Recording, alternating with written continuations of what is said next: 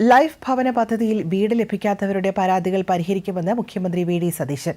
കൊച്ചിയിൽ തദ്ദേശീയ ജനതയുടെ അന്തർദേശീയ ദിനാചരണത്തിന്റെ സംസ്ഥാനതല ഉദ്ഘാടനം നിർവഹിക്കുകയായിരുന്നു മുഖ്യമന്ത്രി. പട്ടികജാതി പട്ടികവർഗ വിഭാഗക്കാർക്ക് പ്രത്യേക ഭവന പദ്ധതി ആലോചനയിലുണ്ടെന്ന് മുഖ്യമന്ത്രി അറിയിച്ചു. മുൻഗണനയിൽ പട്ടികജാതി പട്ടികവർഗ വിഭാഗക്കാരുണ്ട്, ഒരു സംശയം വേണ്ട.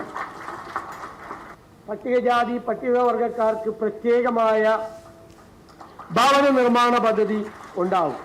അത് നമ്മളൊരു ടാർഗറ്റ് വെച്ച് വീടുണ്ടാക്കും. ഭൂരഹിതരായ ആളുകളെ സംരക്ഷിക്കാൻ ഉള്ള പദ്ധതികൾ പ്രഖ്യാപിക്കും.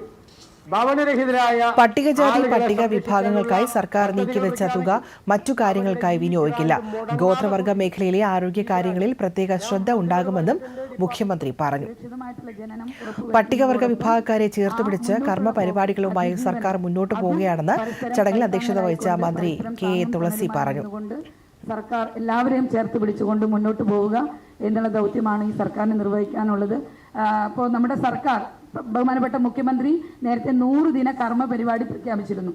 നമ്മുടെ സർക്കാർ, നമ്മുടെ വകുപ്പ് ഈ സംസ്ഥാനത്തെ മുഴുവൻ ആളുകളെയും ഏകോദര സഹോദരങ്ങൾ പോലെ തൊലിയുടെ നിറം നോക്കാതെ, കക്ഷി രാഷ്ട്രീയം നോക്കാതെ, മറ്റ് സാമ്പത്തികമായിട്ടുള്ള മറ്റു കാര്യങ്ങളോ ഒന്നും ഒരു വേർതിരിവുമില്ലാതെ എല്ലാവരെയും സമഭാവനയോടുകൂടി ചേർത്ത് പിടിക്കുക എന്നുള്ള നയത്തോടു കൂടിയിട്ടാണ് നമ്മുടെ സർക്കാർ മുന്നോട്ട് പോകുന്നത്.